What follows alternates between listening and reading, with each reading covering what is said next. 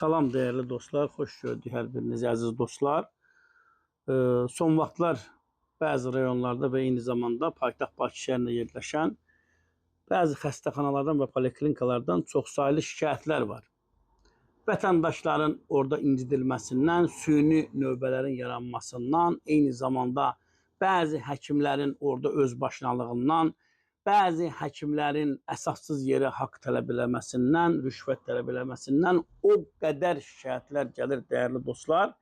Bizə az öncə telefon zəngi edən, müraciət edən Adşirinov Vidadi Təzəxanoğlu 20 yanvar əlili, 20 yanvar qazisi deyir ki, 7 nömrəli poliklinikada şəxsən poliklinikanın müdürünün göstərişi ilə mən incidilirəm.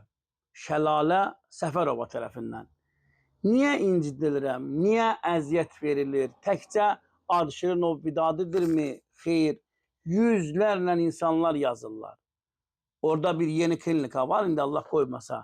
Gedirlər, vətəndaşlar növbə yazılır, 700-800-cü adam gəlir oradan bir dənə, bir özündən razı bir əməkdaş bildirir ki, artıq bura qədər yazılanlar keçir, bundan sonra geçsin, sabah gələrsən. Sabah gedir bir gün gələsən. Bu Adşirinov Vidadi də 15 gündür 7 nömrəli poliklinikada bir analizi verə bilmir.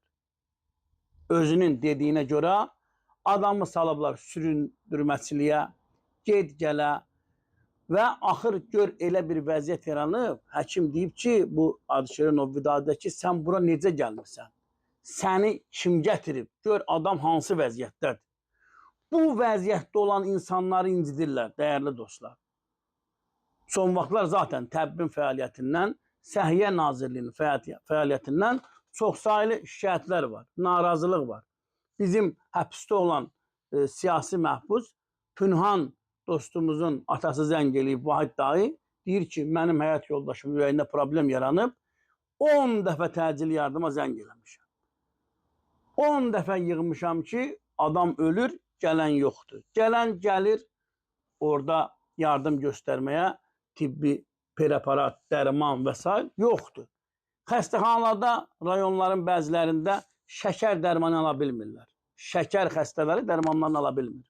Təzyiq xəstələri müalicə oluna bilmir. Ucqar kəndlərdə tibb məntəqəsi yox. Qalıb kəndin o başında adamlar ölür.